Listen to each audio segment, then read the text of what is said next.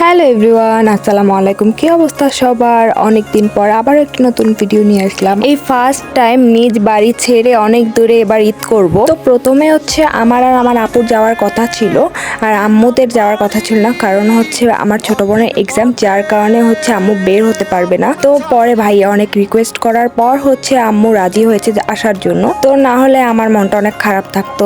আমার কেন জানি আম্মুকে ছাড়া বাহিরে বের হইতেই ভালো লাগে না, মানে দূরে কোথাও থাকতেই একদম ভালো লাগে না, যার কারণে পরে যখন রাজি হয়েছে আমার এত ভালো লাগছে। তো যাই হোক, এই যে আমরা হচ্ছে সকাল 10টার সময় বের হয়ে পড়েছি, কারণ তাড়াতাড়ি আসলে আমরা তাড়াতাড়ি বাসায় পৌঁছাতে পারবো, যার কারণে আমরা সকাল সকাল রওনা দিয়েছি। আর কালকে এতটা গরম ছিল বলারও বাইরে, একদম সহ্য করার মতো ছিল না। বাট পরে যখন লঞ্চটা ছেড়েছে অনেক ভালো লেগেছে, কারণ বাতাস ছিল, ভালোই বাতাস ছিল, আবার ভালোই গরম ছিল, যার কারণে বেশি একটা কষ্ট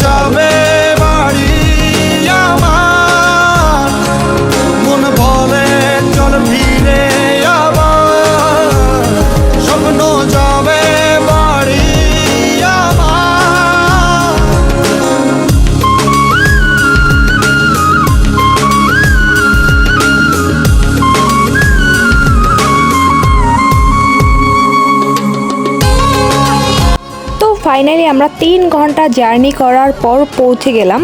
আর হচ্ছে এখানে রাস্তাগুলো এত সুন্দর, প্রতিটা রাস্তা মানে মনে হয় যে সবুজে সবুজে ঘেরা, আমাদের বরিশালের মতো না যে সব জায়গায় তার আর তার, মানে একদম ভালো লাগে না। আর ভালো লেগে হবে কি যদি নিজের শরীরটাই ভালো না লাগে?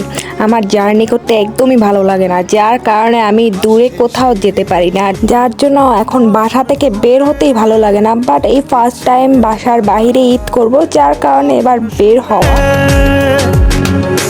যাচ্ছি আমার স্বপ্নপুরে। আর এই যে বাবু বেচারা গরমে একদম অস্থির হয়ে গিয়েছে, তার এখানে একদমই ভালো লাগতেছিল না।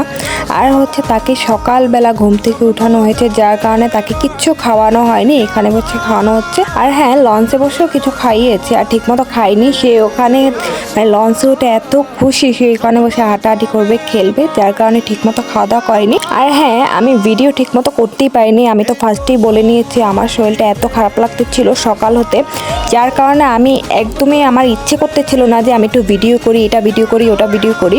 আর আমি যা যা ভিডিও করেছি সেটা তো তোমাদের সাথে আমি শেয়ার করেই দিলাম।